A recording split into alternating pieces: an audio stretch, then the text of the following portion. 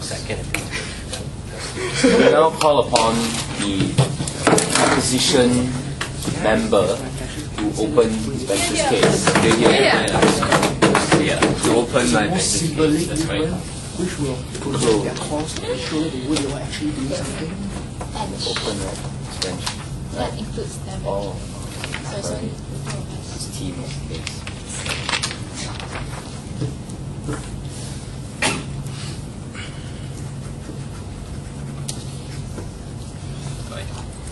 We think it's important that the US pursues its drone usage policy in Pakistan for three reasons.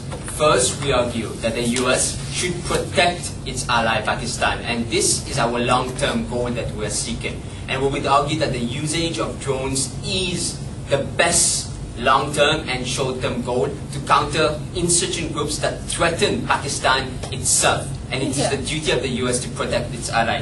Number two, we will talk to you about why only by killing terrorists that you create some discord and uncertainty within terrorist organizations, and you weaken them. Number three, we will talk to you about why our policy wins the hearts and minds of people. Yes, we're actually telling you that when you bomb places, you win the hearts and minds of places. It might be counterintuitive, but let's just bear with it until I get to that point. So let us look at what government bench had to say. Firstly, governing government talked about why continuing warfare is wrong, because on three levels, causing more insensitivity, the less prospect of losing food soldiers, and the fact that there's no prosecution means that the war can pursue longer and longer. We contest this idea. We think it's a great thing that any country which is trying to protect its ally Pakistan from insurgents that are bombing places within Pakistan loses less body count. That's the only way to invest, to incentivize your allies to protect their own bloody Pakistan that you're so worried about. But even if we look at the part that still stands right now about the lack of prosecution, we contest this idea because we argue that when, under international law, when there is an armed opponent taking arms against you, you have the right to self-defense. Therefore, it is perfectly legitimate in the international law to kill terrorist organizations, Al-Qaeda. So let us look at the next argument. Take a seat about what opening government say. They say that while it doesn't work because it isolates people's perceptions of the US, and secondly, it creates a platform for more recruitment of terrorists. We will engage with this idea directly. We will clash with that later on in our extension. But let us take a look at closing government now. What did they have to say? Albert said, I quote him, "It's a big part of our extension that we have to bring them to justice within the country so that people can evaluate the pros and cons for themselves." The government will have to answer this question. When a suicide bomber blows himself up, will you take the bits and pieces from him and bring it to court and evaluate the pros and cons and try to listen to what this bit has to say? It doesn't follow a timeline, because by the time you know that this person is a terrorist, he's already blown up in the first place. Therefore, the prospects of getting that person alive are extremely low.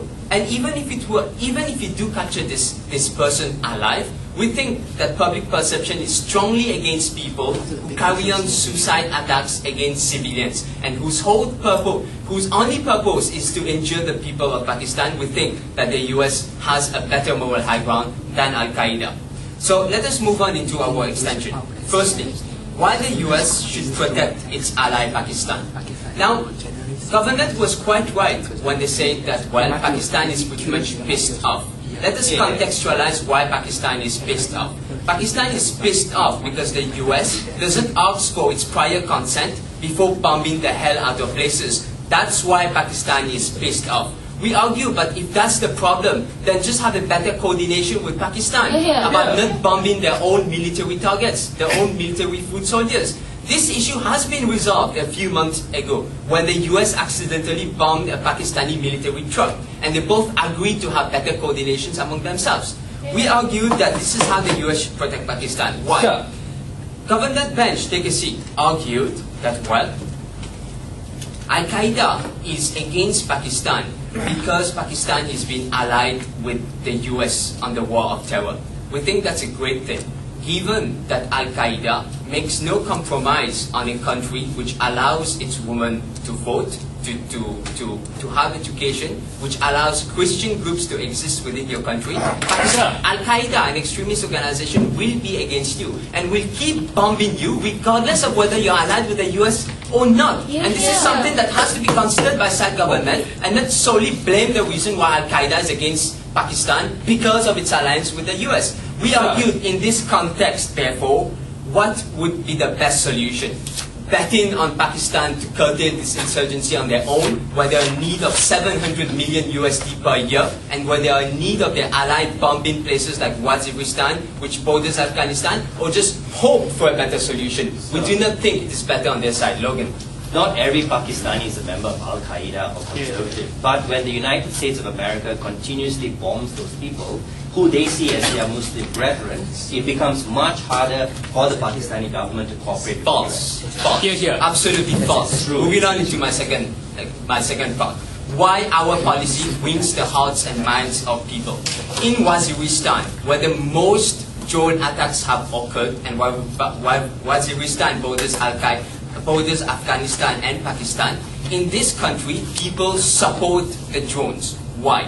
Because we argue that it is true that you have a fear of bombs. However, there's a difference in those two types of fear of bombs. One is the suicide bomber who targets you in your marketplaces, who targets you in your religious worship areas, and another type of bomb, which is a drone bomb, targets the people that are targeting you. And this is the rationale behind the support, the general support of the population who's most affected by drone bombings, and this is why they support the US bombings. They call those bombs abalis, which means in Arab, birds of Islam, birds of Allah, that have come to rid the land of Al-Qaeda members. And in all polls that have occurred in Waziristan, people overwhelmingly support that. It is true that in some cases there might be some people say, hey, I've lost my dad, I'm willing to join Al-Qaeda. But we argue that when more people support the fact that terrorists are being killed and less people join Al-Qaeda, you create a situation where the population of Al-Qaeda is constantly dwindling. And we think that this is a better long-term solution compared to what they have never explained is a better long-term solution. With this, Mr. Chair, we proudly support the use of drones. We think it's necessary. Yeah.